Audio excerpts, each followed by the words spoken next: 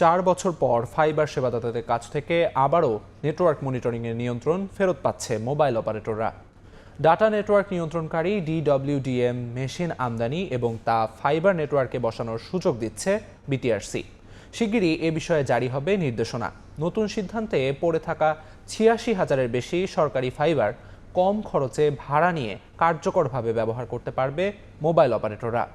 এতে বাড়বে সরকারের রাজস্ব। শুভ খানের রিপোর্ট।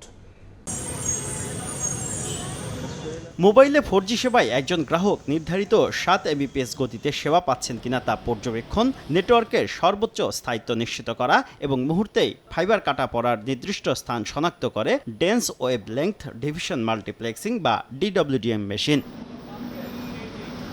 2012 থেকে 2021 সাল পর্যন্ত বিটিআরসির অনুমতি দিয়ে এই যন্ত্র আমদানি করে ফাইবার নেটওয়ার্কে বসাতো মোবাইল অপারেটররা। ওই সময়ে সরকারি ফাইবার প্রতি মিটার মাত্র 5 থেকে 7 টাকায় ভাড়া নিত তারা। তবে 2021 সালে বিটিআরসি এই সুযোগ ফাইবার প্রতিষ্ঠানকে দিলে কার্যকরভাবে সরকারি ফাইবার ব্যবহারের সুযোগ বন্ধ হয়ে যায় মোবাইল অপারেটরদের জন্য। বেসরকারিতে ক্যাপাসিটি ভিত্তিক ব্যান্ডউইথ ট্রান্সমিশনে প্রায় 17 টাকা খরচ করতে হচ্ছে মোবাইল অপারেটরদের। উচ্চ খরচের কারণে 45,000 মোবাইল টাওয়ারের মধ্যে ফাইবারের সংযুক্ত মাত্র 35%।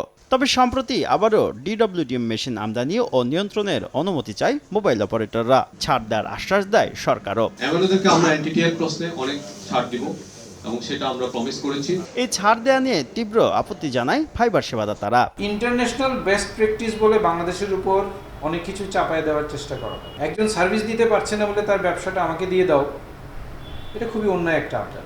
তবে ফাইবার প্রতিষ্ঠানের আপত্তি ধোপে টেকেনি। বিটিআরসির 293তম কমিশন সভায় DWDM মেশিন আমদানি ও নেটওয়ার্কে বসানোর অনুমতি মোবাইল অপারেটরদের দেওয়ার সিদ্ধান্ত নিয়েছে নিয়ন্ত্রক সংস্থাটি। আমরা এটাকে অবশ্যই সাধুবাদ জানাই। আমরা খুব দ্রুত সাইটগুলোকে ফাইবারাইজ করতে পারবো এবং এক্ষেত্রে আমাদের কষ্ট কিছুটা কমে আসবে। তত এফিশিয়েন্টলি নেটওয়ার্ক রান করতে পারবেন এবং আলটিমেটলি এর সুফলটা কারা পাবে হচ্ছে আমাদের সাবস্ক্রাইবাররা। শুধু তাই নয়, বিটিসিএল, রেলওয়ে সহ সরকারি প্রতিষ্ঠানগুলোকে নতুন করে ফাইবার নেটওয়ার্ক সম্প্রসারণের সুযোগও দিচ্ছে বিটিআরসি। শুভ খান, সময় সংবাদ, ঢাকা।